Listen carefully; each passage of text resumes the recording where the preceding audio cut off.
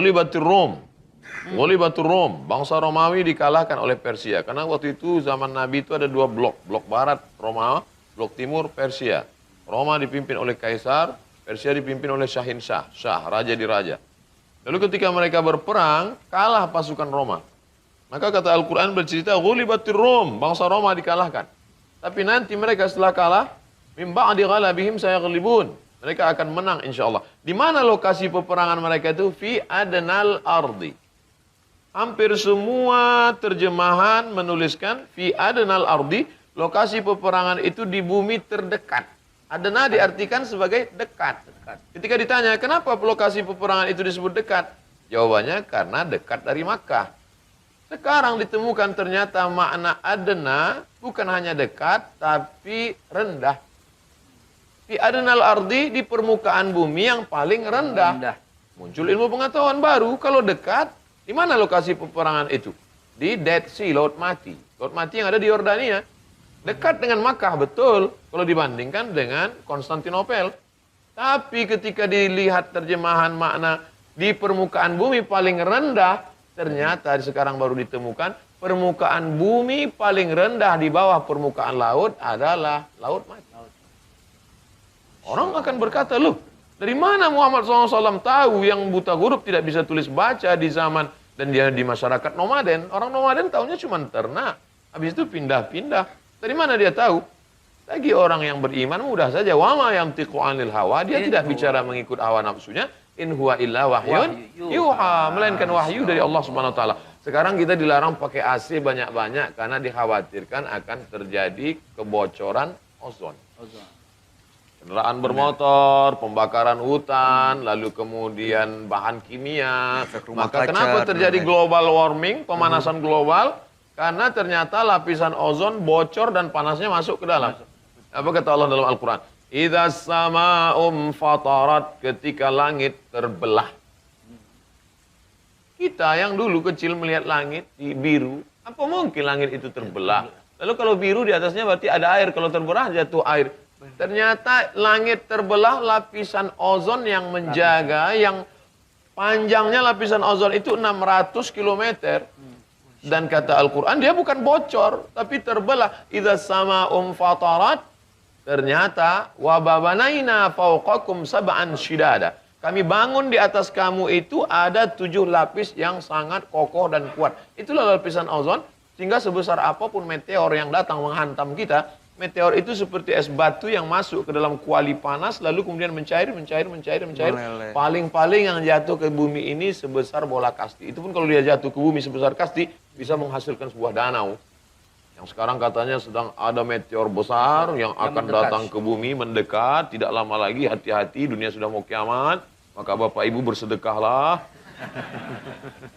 Insyaallah. Meteor itu akan mengecil selama 600 km, akhirnya jatuh ke bumi, akan kemudian habis. Tapi kemudian yang dikatakan dalam Al-Quran, idza sama'um fatarat, ketika langit terbelah, bayangkan panasnya luar itu masuk ke dalam kita, terpanggang, habis, terbakar.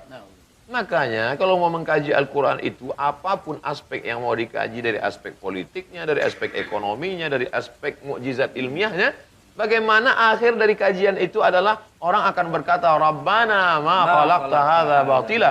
Tidaklah yang kau ciptakan ini sia-sia semuanya ya Allah. Faqina adzabannar, selamatkan kami dari api neraka, jauhkan kami dari azabmu. Karena puncak dari ilmu pengetahuan adalah takut kepada Allah. Kalau makin ngaji, makin datang rasa takut, lanjutkan. Tapi kalau makin ngaji, cuman hafal dalil, cuma mendebat orang, cuma merasa diri lebih hebat, membuat orang menjadi semakin angkuh dan sombong, maka pindah ke kajian yang lain. Di antara salah ngaji. Di antara kajian yang kita kaji mendekatkan kepada Allah, salah satunya adalah kajian di bulan suci Ramadan ini. Contoh lain. Ini ternyata kerak bumi ini bergerak. Lapisan bumi yang paling atas ini bergerak liar. Seperti kertas yang ditempelkan di papan pengumuman anak-anak kampus ditembus angin. Kenapa kertas itu bisa menempel? Karena ada pakunya. Apa yang membuat kerak bumi ini tidak liar bergoncang? Karena ada pakunya. Apa pakunya? Allah bersumpah. Allah menyebut dalam Al-Quran, wal jibala autada.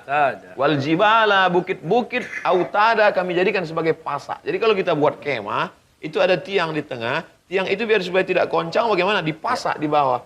Apa pasak yang membuat kerak bumi ini tidak bergoncang? Karena ada pakunya. Tapi jangan lupa paku ini nanti sampai masanya tercabut. Watakunul jibalu kal'ihnil mawfus. Bukit-bukit ini nanti akan tercabut kal'ihnil manfus, seperti bulu kambing yang dihembus angin.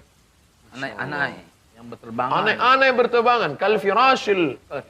Firas anai-anai. Kal'ihnil manfus, bulu kambing dicukur, diambil, letakkan ke tapak tangan, dihembus, ditiup. Terbang. Berterbangan. Gunung Bromo, Gunung Kidul, Gunung Merapi, Gunung Kelut. Semuanya berterbangan. Kalau Gunung Kidul, Gunung Bromo, Gunung Merapi berterbangan seperti bulu kambing dihembus angin, seperti anai-anai. Lalu Abdul Somad seperti, ya Allah. Masya Allah. Nah, kepuncak dari itu adalah membangkitkan rasa takut, sholatnya makin khusyuk. Kalau sudah takut, puasanya makin takut pada Allah. Puncak dari puasa ini kan la'allakum tattaqun. Inti dari khutbah Jumat kan, usikum wa nafsi bi taqwallah. Takut. Innama yakhshallaha. Siapa itu ulama? Ulama itu siapa? Innama yakhshallaha min ibadihil ulama. Makanya ngaji aspek Al-Quran, mukjizat ilmiah, apapun ilmu yang dipakai, mau pendekatan biologi, mau pendekatan astronomi, mau pendekatan geologi, bagaimana orang takut kepada Allah Subhanahu wa Ta'ala. Insya Allah yang kita ikuti hari ini akan menambah keimanan kita agar senantiasa ya kita semakin meyakini dan menambah ketakutan